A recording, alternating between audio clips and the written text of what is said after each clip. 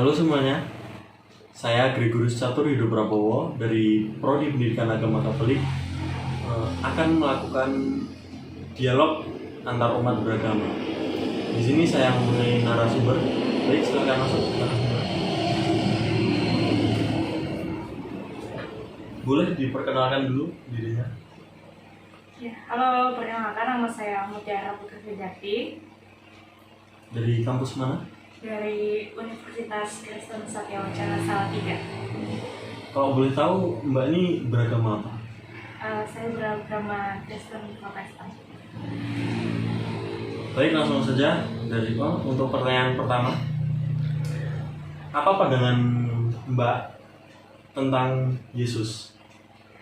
Yesus, menurut saya beliau adalah Mesias, anak Allah yang hidup. Beliau adalah juru selamat umat manusia. Kemudian Yesus itu bukan seorang nabi, tapi seorang juru selamat. Oke. Lanjut ke pertanyaan nomor 2.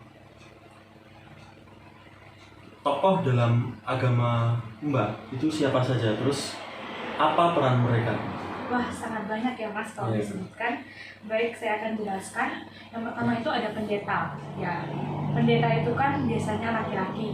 Jelas dia punya seorang istri, yaitu ya ibu pendeta. Nah, mereka berdua ini tugasnya itu sebagai pemberita firman Tuhan gitu. Mereka itu kayak seperti tangan kanannya Allah gitu, untuk memberitakan kebenaran firman Tuhan supaya setiap umat itu boleh mengerti apa yang menjadi kehendak Tuhan gitu.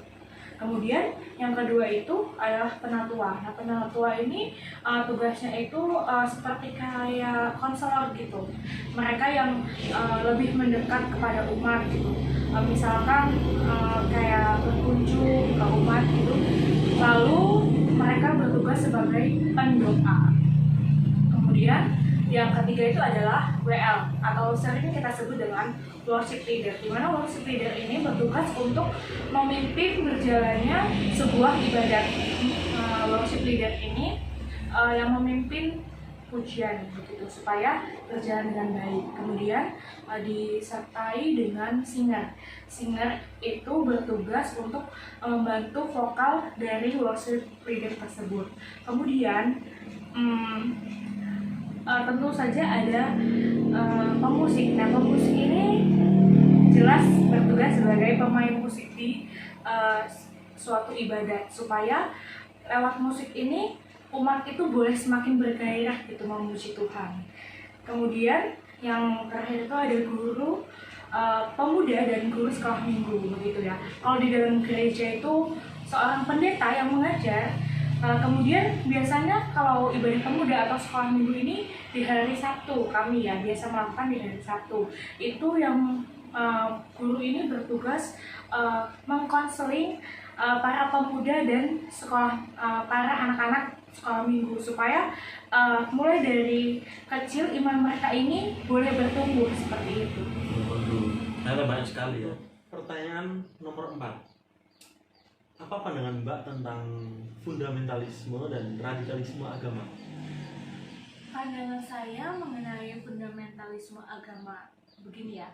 Pertama itu setiap kepala itu pasti memiliki pikirannya masing-masing, pendapatnya masing-masing, dan pendapatnya itu tidak bisa kita paksakan gitu kan. Karena setiap manusia juga memiliki hak asasi manusianya masing-masing.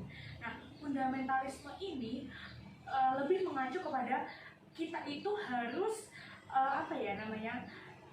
berperilaku seperti apa yang sudah dituliskan di dalam Alkitab. Nah, menurut saya ya, Alkitab itu kan sudah dibuat sejak dulu kala gitu kan ya. Nah, kemudian tahun berganti tahun itu pasti mengalami sebuah transformasi. Nah, transformasi ini bisa saya katakan sebagai sebuah radikalisme.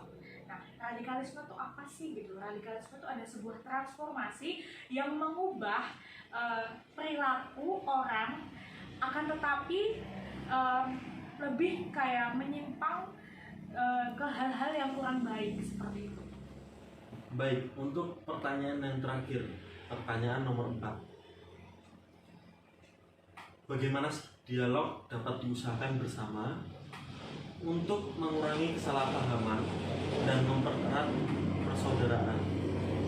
Baik, kalau menurut saya ya, untuk mengusahakan dialog supaya berjalan dengan baik begitu, yang pertama itu kita perlu adanya sebuah kedewasaan yang dibangun dari diri kita masing-masing begitu. Karena kita ya sewajarnya sebagai generasi muda, apalagi kita berpendidikan, seharusnya kita memiliki kedewasaan. Nah, kedewasaan ini nih berupa kita tuh dapat bisa menerima setiap masukan, pendapat gitu ya, karakteristik orang lain, kemudian bisa memahami situasi yang sedang kita hadapi untuk saat ini. Kemudian yang kedua, kita tuh harus menghilangkan sih sebaiknya tentang fanatik dari dalam diri kita sendiri. Kita tuh gak boleh gitu ya fanatik banget terhadap agama kita dan menganggap agama kita itu paling benar gitu kan, karena setiap orang itu pasti memiliki kepercayaannya masing-masing dan itu harus kita hormati.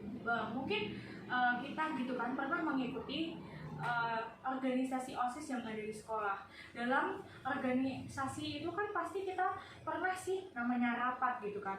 Setiap mungkin yang saya alami gitu ya, saya sendiri orang Kristen, kemudian teman saya Katolik, ada yang Hindu, ada yang Buddha gitu kan, ada berbagai macam gitu kan. Nah wajar gitu loh kalau misalkan kita berbeda pendapat, habis itu debat, ya sudah cukup sampai di rapat itu saja. Tapi kita mau sama-sama boleh rendah hati gitu ya untuk mencapai sebuah kata mufakat, karena tujuan kita itu adalah tujuan bersama seperti itu. Oke, baik. Terima kasih karena Mbak sudah memperkaya saya dengan jawaban-jawaban Mbak. Oke, sekian video yang saya buat. Terima kasih.